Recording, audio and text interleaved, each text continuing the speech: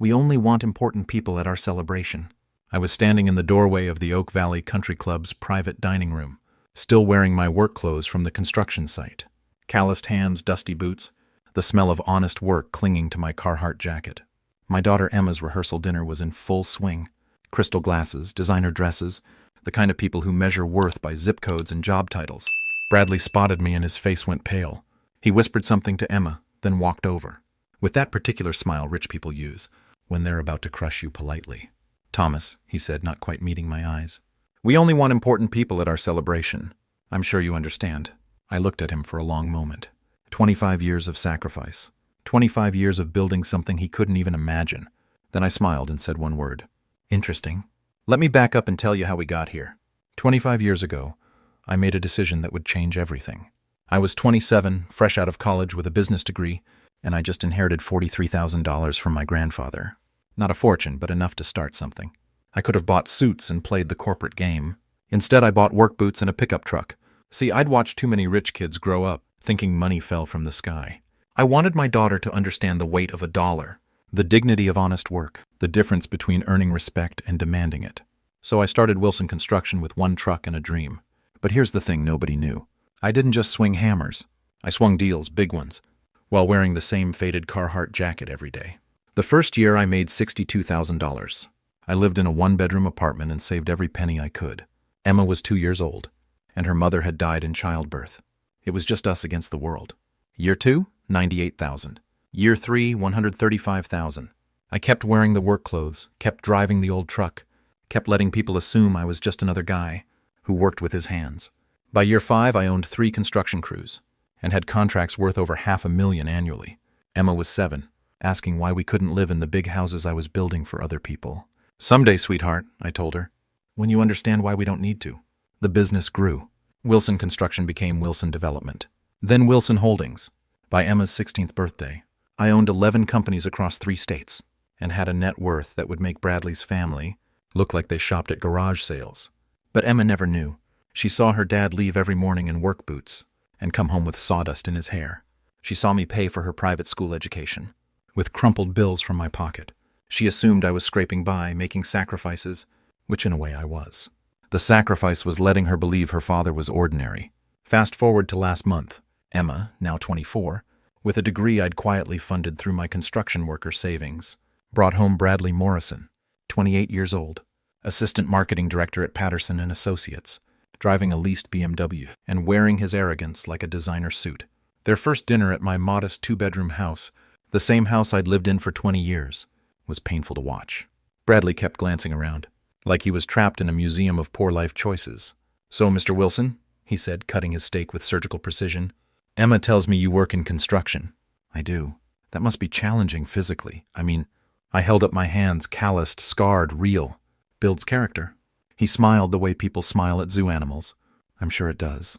Over the next few months, I watched Bradley systematically try to separate Emma from her embarrassing background, suggesting she didn't need to mention her father's job to his colleagues, offering to pay for things so she wouldn't have to ask her struggling dad for money.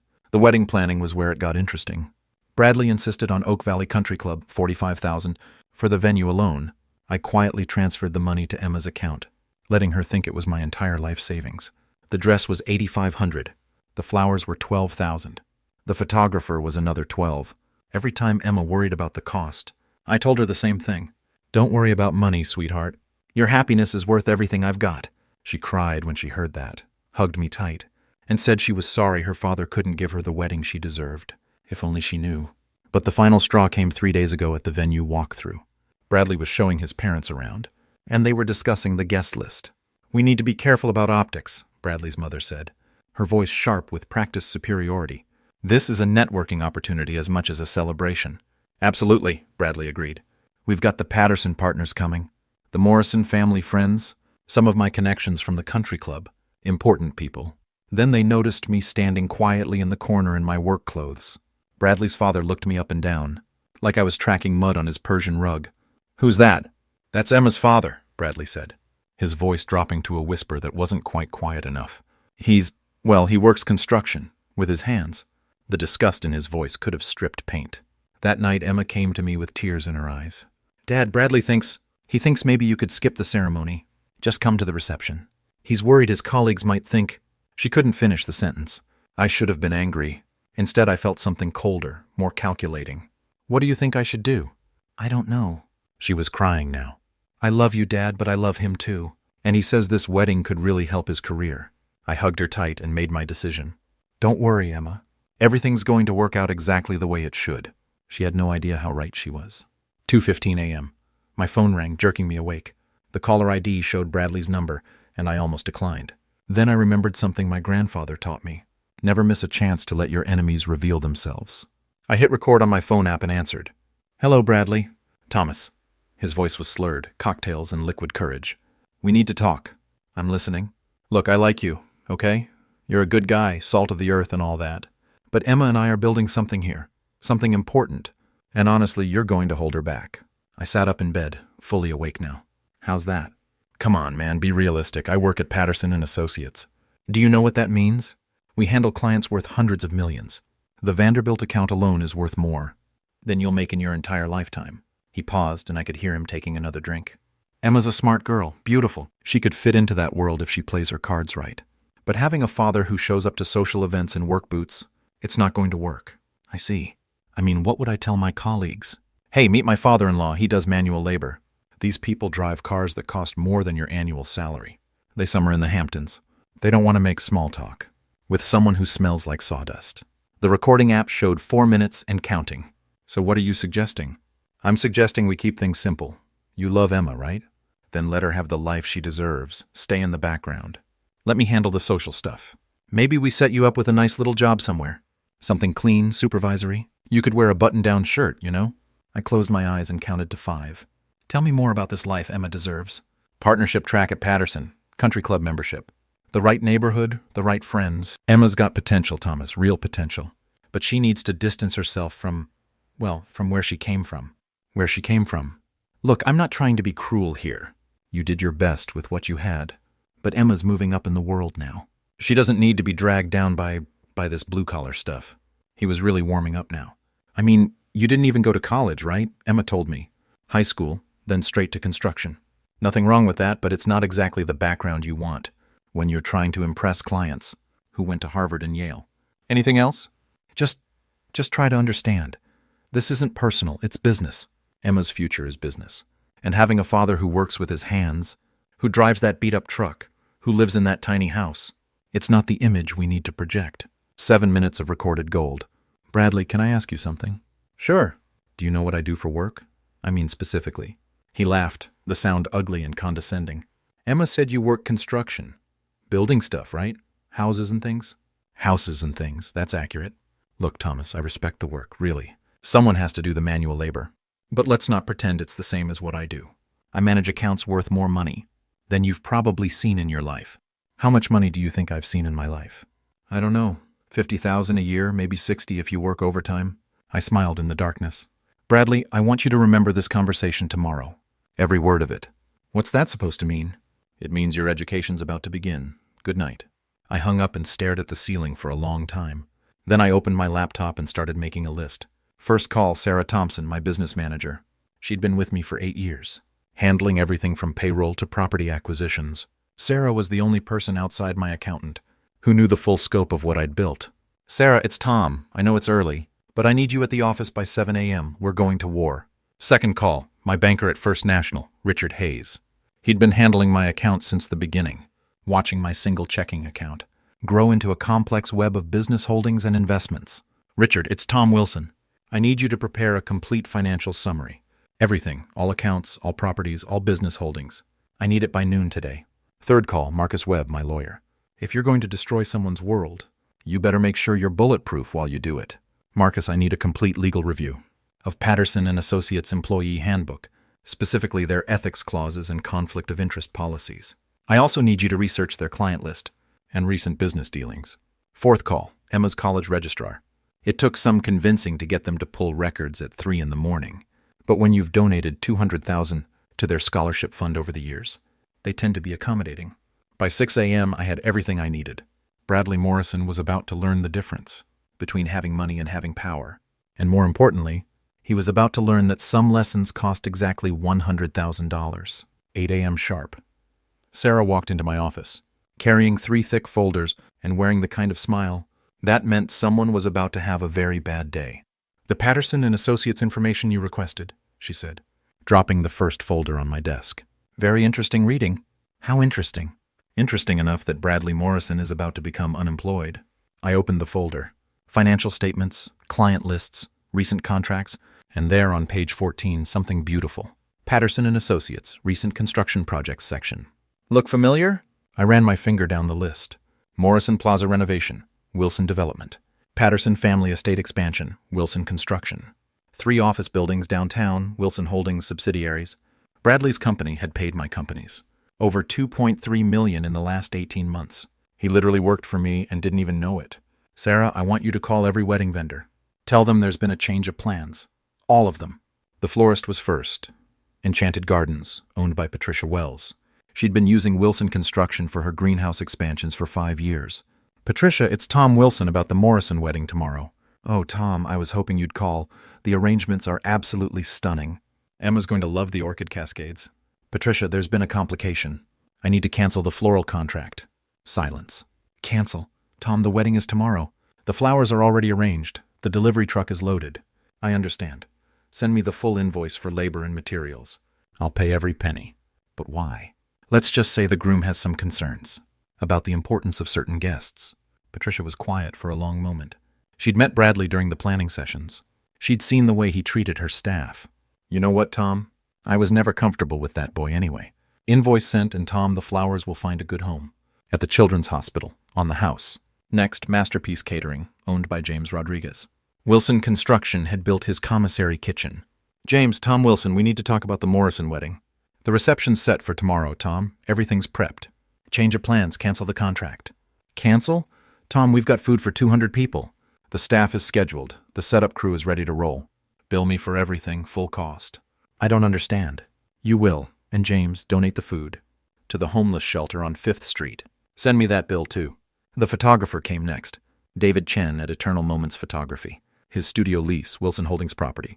"David, it's Tom Wilson. The Morrison wedding is off."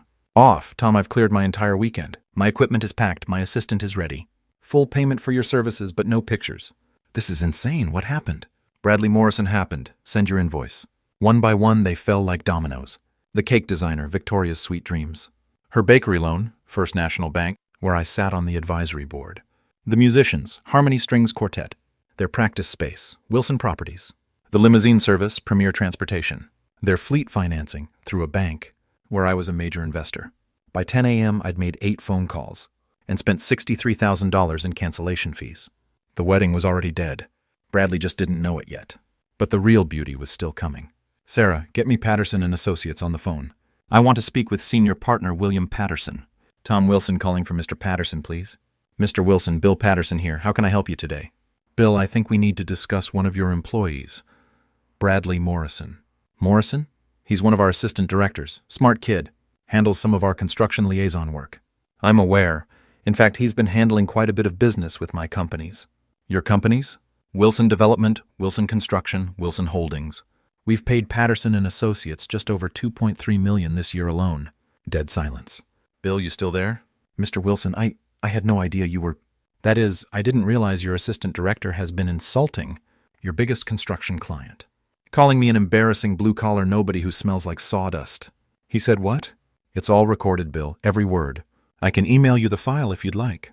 "Mr. Wilson, I am so sorry. This is completely unacceptable. Bradley Morrison will be dealt with immediately." "Actually, Bill, let's hold off on that. I have a better idea." "Whatever you need. I need you to trust me for about 6 more hours. Can you do that?" "Of course, anything." "Perfect. Oh, and Bill, you might want to clear your Saturday schedule. I have a feeling you're going to want to see how this plays out." The trap was set. The bait was perfect. Now all I had to do was wait for Bradley to walk into it. 11 a.m. My phone rang. Emma crying. "Dad, something terrible is happening. The vendors are calling Bradley saying they're canceling everything. The flowers, the food, the photographer, everything." "That's strange, honey. Did they say why?" "They keep saying there was a change in circumstances, and that Mr. Wilson requested cancellation." "Dad, please tell me you didn't." "Emma, I need you to come to my office right now." "Your office? Dad, you work construction sites." 1247 Industrial Boulevard, the big glass building. Ask for Thomas Wilson, top floor. I don't understand. You will. Bring Bradley. 1 hour later, Emma walked into the lobby of Wilson Holdings headquarters. The building I'd owned for 7 years. The one I designed myself. The one that housed the nerve center of a $15 million business empire. The receptionist smiled warmly. Miss Wilson, your father's expecting you. Top floor, executive elevator. I watched through the security cameras as Emma's face went white. Bradley was with her, looking confused and increasingly uncomfortable. The elevator doors opened directly into my office. Not a cubicle, not a trailer. A corner office with floor-to-ceiling windows overlooking half the city, furnished with furniture that cost more than most people's cars. Emma stood frozen in the doorway. Hello, sweetheart. Dad, what is this place? This is where I work. Every day for the last 7 years. Bradley was staring at the walls. Framed building permits, architectural awards, a photo of me shaking hands with the governor at a ribbon-cutting ceremony, business licenses for 12 different companies. I don't understand, Emma whispered. I opened my desk drawer and pulled out a folder 6 inches thick. 25 years ago, I started Wilson Construction, with $43,000 and a dream. Today, Wilson Holdings owns 11 construction companies, 47 commercial properties, and has a gross annual revenue of $15.8 million. I slid the folder across the desk. Bank statements, property deeds, business licenses, tax returns. It was all there. Emma's hands were shaking as she opened the folder. The first page was a bank statement from First National. Current balance, $2.4 million. This can't be real. Page 12, your college tuition payments. $180,000 over 4 years. Page 18, your car insurance, health insurance, credit card bills. All paid through Wilson Holdings accounts. Bradley finally found his voice. This is impossible. You drive a beat-up truck. You live in a tiny house. You dress like a construction worker. Because that's what I am, Bradley. I just happen to own the construction companies. I stood up and walked to the window. Emma, do you see that building across the street? The Morrison Plaza? I built that. The Patterson family estate on the north side? I built that too. In fact, I've built most of the commercial real estate in this city over the last 2 decades. She was crying now, but I wasn't done. The scholarship fund at your university, the anonymous donor who's given $200,000 over the last 10 years, that's me. The new children's wing at General Hospital, Wilson Holdings donated the construction materials and labor. The homeless shelter on 5th Street gets a check from my foundation every month. I opened another drawer and pulled out a different folder. Bradley, this might interest you. A complete financial analysis of Patterson and Associates. His face went pale. Your company has paid my companies over $2.3 million this year alone. The Morrison Plaza renovation your firm managed? My crews built it.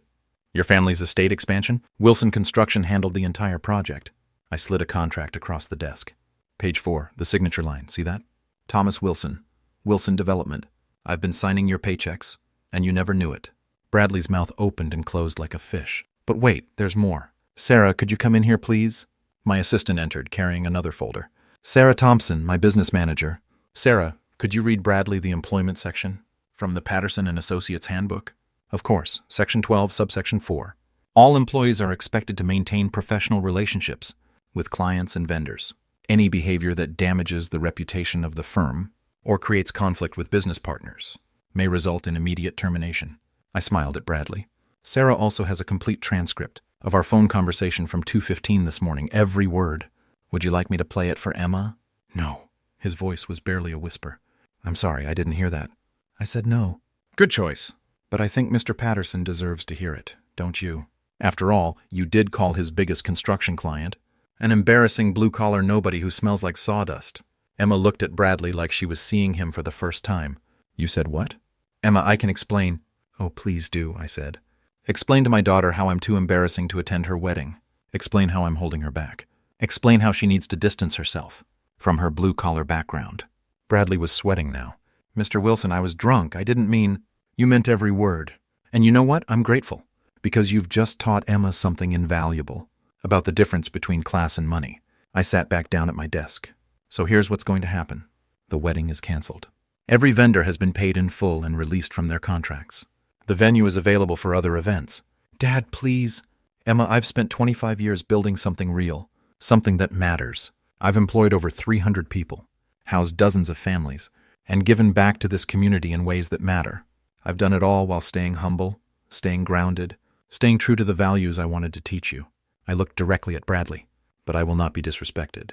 by someone who measures worth by appearance. I will not watch my daughter marry someone who's ashamed of where she came from. This is insane, Bradley said. You can't just destroy a wedding because your feelings got hurt. Watch me. Emma hadn't spoken for 10 minutes. She sat in my office chair, staring at the bank statements spread across my desk, like she was looking at evidence of alien life. Dad? Yes, sweetheart. Why didn't you tell me? The question I'd been dreading for 25 years. Because I wanted you to grow up normal. I wanted you to understand that people's worth isn't measured by their bank accounts. I wanted you to know the value of hard work, of treating people with respect regardless of their job titles. But I've been worried about money my entire life. I thought we were struggling. I thought you were sacrificing everything for me. I was sacrificing something, just not what you thought. Bradley was pacing by the window, his hands shaking. This changes nothing. You're still not the kind of person my colleagues expect to meet. You still dress like a construction worker. Emma turned on him with a fury I'd never seen before. Shut up, just shut up. Emma, be reasonable. Your father may have money, but he doesn't have class. He doesn't know how to act in social situations. He's never been to the country club, never been to a proper dinner party. I opened my desk drawer again and pulled out a leather portfolio. Bradley, you mentioned the country club. Which one do you mean? Oak Valley, obviously. The premier club in the city. I slid a document across the desk. My membership card. I've been a member for 12 years. His face went white. The Vanderbilt account you mentioned. Eleanor Vanderbilt and I serve on the hospital board together. Her husband James and I play golf every Thursday. Another document. The Governor's Business Council. I've been a member for 6 years. Another. The Rotary Club Scholarship Committee. I'm the chairman. This is impossible. What's impossible, Bradley, is your complete inability to see past your own prejudices. You spent months insulting me, without ever once asking what I actually do for work. You assume that because I dress practically and drive a practical car, I must be poor and worthless. Emma was crying again. But this time it was different. Anger instead of confusion. Bradley, did you really think my father was embarrassing? Emma, you have to understand. Image matters in my business. Your business? You mean the business that pays my father's company millions of dollars every year? That's different. How is it different?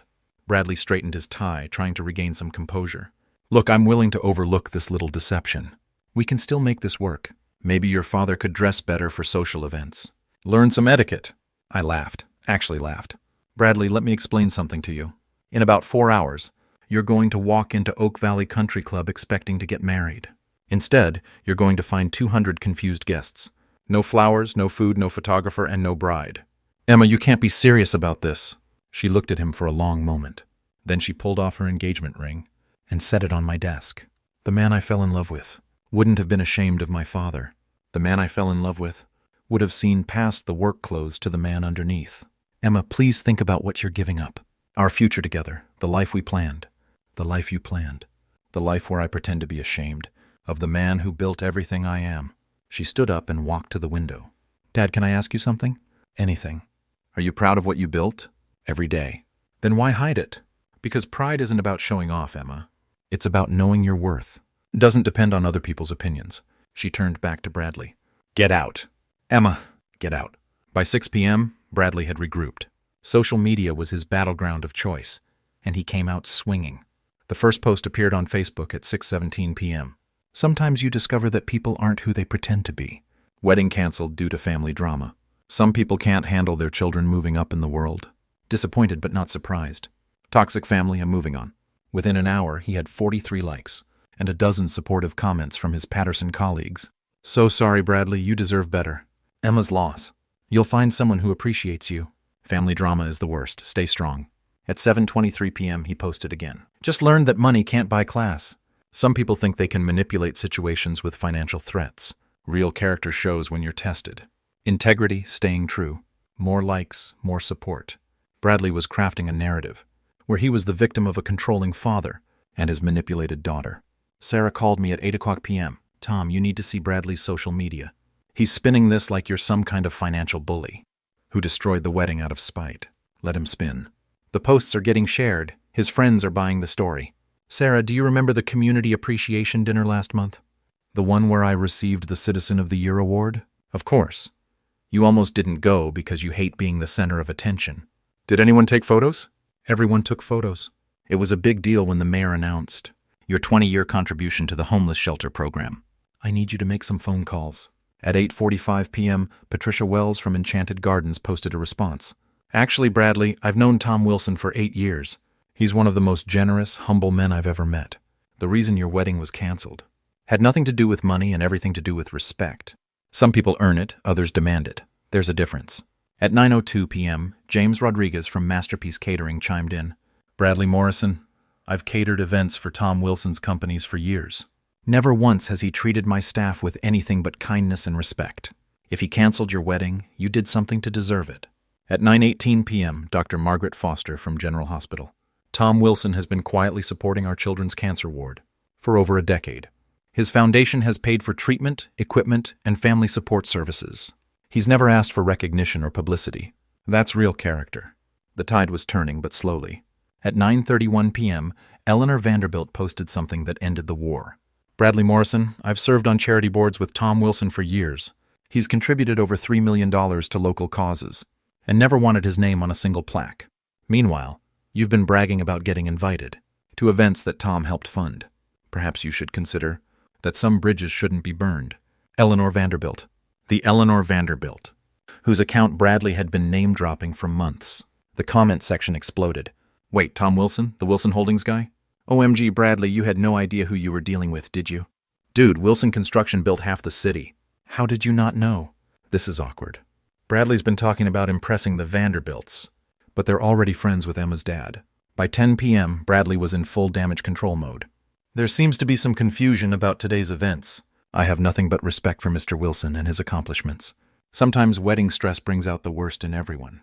No hard feelings, but the internet doesn't forget, and screenshots are forever. At 10:23 p.m., someone posted the audio file. I'm still not sure who leaked Bradley's 2:15 a.m. phone call, but the 7-minute recording spread like wildfire. His voice slurred with alcohol and arrogance, calling me an embarrassing blue-collar nobody who smelled like sawdust. The backlash was swift and brutal.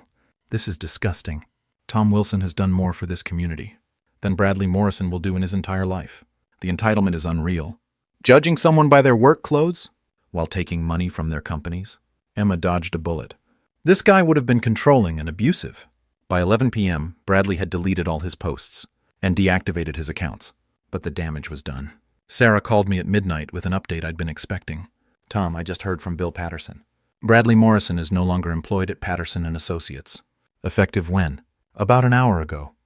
Apparently several clients called after hearing the audio file. The Vanderbilt account specifically requested that Bradley be removed from any future projects. And Emma? She's still in her room at your house. She's been there since she left your office this afternoon. I looked out my window at the city I'd helped build over the last 25 years. Tomorrow was supposed to be my daughter's wedding day. Instead, it was going to be her education day and mine. Saturday morning, 6 a.m. Emma was in my kitchen, still in yesterday's clothes, staring at a cup of coffee that had gone cold hours ago. I couldn't sleep, she said without looking up. Neither could I. I sat down across from her with my own cup and the folder I'd been preparing all night. Dad, I need to understand something. What's that? 25 years. You've been pretending to be something you're not for 25 years. Why? I opened the folder to the first document. This is your birth certificate. July 15th, 1999. Your mother died 3 hours after you were born. Complications from delivery. Emma's eyes filled with tears. We'd talked about her mother before, but never like this. The next document is her life insurance policy. $50,000. Not enough to raise a child properly, but enough to start a business. I turned the page. This is the bank loan I took out 6 months later. $43,000 to buy equipment and a truck. The loan officer told me I was crazy to start a construction company with a newborn baby. He was probably right. Another page. Your first daycare receipt. September 1999, $200 a week. That was half my income at the time. Emma was reading over my shoulder now, following the paper trail of her childhood. First grade tuition at St. Mary's Academy, $8,000 a year. I worked 16-hour days to afford it. Dad, you didn't have to. Yes, I did. Because I made you a promise the day you were born. I promised your mother I'd give you every opportunity she couldn't. I kept turning pages. Your piano lessons, your soccer league fees, your summer camps, every orthodontist appointment, every school trip, every birthday party. I saved every receipt, every canceled check, every bank statement. The documents painted a picture of sacrifice and dedication so detailed that even I had to take a deep breath. But here's what you didn't know. I pulled out a second folder, this one even thicker.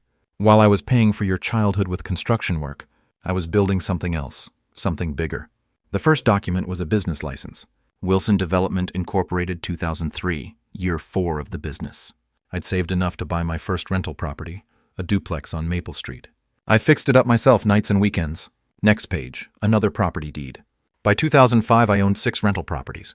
The income from those paid for your private school. Another page. Wilson Holdings Incorporated, 2008. By the time you started high school, I owned 11 companies and 47 properties. But you still saw me leave every morning in work boots. Because you wanted me to learn values, she said softly. Because I wanted you to understand that a person's worth isn't measured by their bank account. It's measured by their character, their kindness, their willingness to work hard and help others. I opened a third folder. These are the charity receipts. Over $2 million donated to local causes over the last 15 years. The Children's Hospital, the homeless shelter, the scholarship fund at your university. Emma was crying again, but she kept reading. This is the record of every employee I've hired. 312 people over the years. Single mothers, ex-convicts, immigrants, college kids. People who needed a second chance. Dad. Wait, there's more. I pulled out a final document. This is your college transcript. Dean's list every semester. Graduated summa cum laude. Full tuition paid by the anonymous scholarship fund. I looked at my daughter. This amazing young woman I'd raised to be kind, strong, and independent. Emma, I could have lived in a mansion, driven fancy cars, worn expensive suits. I could have sent you to Swiss boarding schools, given you a trust fund, and made sure everyone knew how successful I was. Why didn't you? She whispered. Because I watched too many rich kids grow up, thinking they were better than everyone else. I watched them become entitled, cruel, and shallow. I wanted you to understand that real worth comes from what you contribute, not what you own. She wiped her eyes and looked at me. But I almost married someone who was ashamed of you. You almost married someone who couldn't see past the surface. That's not your fault, sweetheart, that's his. What if I had? What if I'd actually married him? I smiled and closed the folders. Then I would have loved you anyway. And I would have hoped that someday someone would teach you the same lesson Bradley just learned. That respect isn't something you can buy, inherit, or demand. It's something you earn, one honest day at a time. 2 p.m. Oak Valley Country Club. I drove my old pickup truck into the circular driveway, past the line of luxury cars and confused guests. The valet looked at me like I'd made a wrong turn, but I handed him my keys anyway. Mr. Wilson, thank God you're here.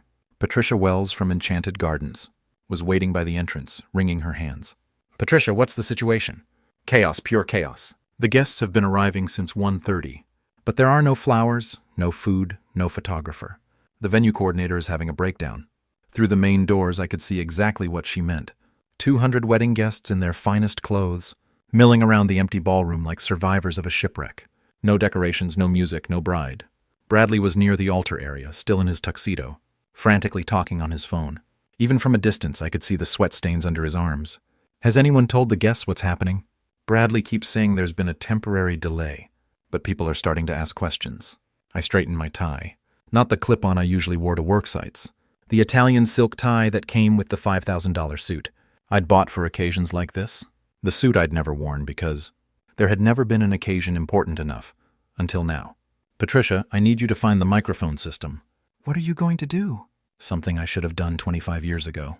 I walked into the ballroom and conversations gradually stopped. 200 pairs of eyes turned toward me. The stranger in an expensive suit, who clearly didn't belong in their world. Except I did belong, I just hadn't shown it. Ladies and gentlemen, may I have your attention, please? The room fell silent. Bradley looked up from his phone call, and his face went white when he saw me. My name is Thomas Wilson. I'm Emma's father. A ripple of confusion went through the crowd. This wasn't the blue-collar construction worker they'd heard about. I know you're all confused about why there are no flowers, no food, and no photographer. I'm here to explain. Bradley was pushing through the crowd toward me, but I held up a hand. Yesterday morning, every vendor for this wedding received a call, requesting cancellation of their services. That call came from me. The murmur of conversation grew louder. I canceled the flowers, the food, the photography, and the music. I personally paid $63,000 in cancellation fees to make sure this wedding would not happen. Now there was genuine shock. Someone in the back called out, "Why would you do that to your own daughter?" That's an excellent question. The answer is simple: respect. I looked directly at Bradley. 3 days ago, at this very venue, the groom told me that only important people would be attending this celebration. He made it clear that a man who works with his hands and drives an old truck wasn't worthy of witnessing his daughter's wedding. The crowd was completely silent now. 2 nights ago at 2:15 a.m., He called me drunk and explained in detail why I was an embarrassment to his future wife. He said I smelled like sawdust. He said I would hold Emma back from the important life she deserved. I reached into my jacket and pulled out my phone. I recorded that conversation. Would you like to hear it? No, Bradley's voice cracked. Thomas, please, these people don't need to. Actually, I think they do. I pressed play. Bradley's slurred voice filled the ballroom through the sound system. Come on, man, be realistic. I work at Patterson and Associates. Do you know what that means? We handle clients worth hundreds of millions. The Vanderbilt account alone is worth more than you'll make in your entire lifetime. Gasps from the crowd. Several people looked at Eleanor Vanderbilt, who was sitting in the third row with her arms crossed. The recording continued. These people drive cars that cost more than your annual salary. They summer in the Hamptons. They don't want to make small talk with someone who smells like sawdust. The disgust in the room was palpable. Several guests were shaking their heads. I turned off the phone. Now, I could have simply confronted Bradley about his behavior. I could have demanded an apology. But I decided this was a teaching moment, not just for him, but for everyone. I walked to the center of the room.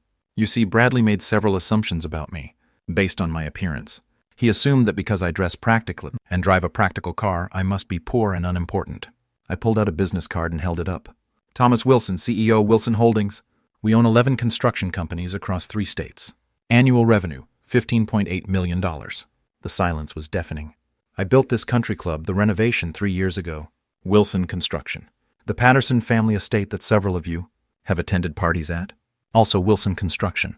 I looked at William Patterson, Bradley's former boss, who was sitting in the second row, mortified. Bill, would you like to tell everyone how much money Patterson and Associates has paid my companies this year? Patterson stood up reluctantly. $2.3 million. And how long has Bradley been handling the liaison work with my companies? 18 months. So for 18 months, Bradley has been taking my money, while insulting me behind my back. Is that accurate? That appears to be the case. I turned back to the crowd. I've been a member of this country club for 12 years. I serve on the hospital board with Eleanor Vanderbilt. I play golf with James Vanderbilt every Thursday. I've donated over $3 million to local charities, and I've never asked for recognition or publicity. Eleanor Vanderbilt stood up. Tom Wilson has been one of our most valued board members for years. He's also been one of our most generous donors. The Children's Cancer Wing exists because of his foundation. She turned to Bradley with cold fury. Young man, you've spent months name-dropping my family to impress people, not knowing that the man you were insulting is one of our closest friends. Bradley's face was scarlet. Several guests were pulling out their phones, no doubt checking social media, and confirming what they were hearing. So here's what happened, I continued. Bradley Morrison insulted me, recorded himself doing it, and then discovered that his career depended entirely on my goodwill. As of yesterday evening, he's no longer employed by Patterson and Associates. More gasps. The wedding was canceled, because no daughter of mine will marry someone who's ashamed of where she came from. No daughter of mine will apologize for her father's honest work. A woman in the front row called out, "Where is Emma?" Emma is at home, deciding whether she wants to marry a man who judges people by their clothes, or whether she deserves better. I looked around the room one final time. 25 years ago, I made a choice to live humbly while building something meaningful. I wanted my daughter to understand that a person's worth isn't measured by their bank account or their zip code. It's measured by their character. I looked directly at Bradley. Today, we all learn the difference. I turned and walked toward the exit. Behind me, I could hear the explosion of conversation, the sound of 200 people, realizing they had just witnessed something extraordinary. At the door, Patricia Wells stopped me. Tom, that was incredible. Patricia, make sure those flowers get to the children's hospital like you planned. Already done. I smiled and walked out to my truck. The valet handed me my keys with newfound respect. As I drove away, I could see guests streaming out of the building, most of them on their phones, all of them talking animatedly. By evening, this would be the story everyone in the city was discussing. By tomorrow, Bradley Morrison would be a cautionary tale, and Emma would understand exactly who her father really was. 6 months later, Emma knocked on my office door at Wilson Holdings, just like she had every Tuesday for the past 20 weeks. How's the new job? I asked, as she settled into the chair across from my desk. Good, really good. The nonprofit sector is different from what I expected, but I love the work. After everything that happened, Emma had decided to join the Wilson Foundation as program director. She said she wanted to understand the other half of her father's life, the giving half. Any word from Bradley? She shook her head. He moved to Phoenix last month. His new girlfriend posted about it on social media. Are you okay with that? Dad, I'm relieved. Can you imagine if I'd actually married him? Spending my life apologizing for who my family is? Through the window, I could see one of my construction crews, working on a new affordable housing project. Same work I'd been doing for 25 years. Same satisfaction. Emma, I need to ask you something, and I want an honest answer. Okay. Are you angry that I hid this from you? The money? The business? All of it? She was quiet for a long moment. I was at first. But then I realized something. If you'd raised me knowing we were wealthy, would I have learned to work for what I wanted? Would I have treated people with respect, regardless of their job titles? Would I have chosen social work over a trust fund lifestyle? She smiled softly. What do you think? I think, I said, you just gave me the best return on investment I've ever had. She laughed through tears. I think you gave me something more valuable than money. You gave me character. I felt my throat tighten. There's something else, she said. I've been thinking about dating again. Oh? There's this guy at the foundation. He's a social worker. Makes about $30,000 a year. Drives a beat-up Honda.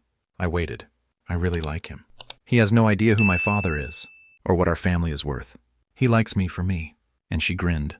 I can't wait for you to meet him. Wearing your work boots. Some lessons are worth exactly $100,000. This one was priceless.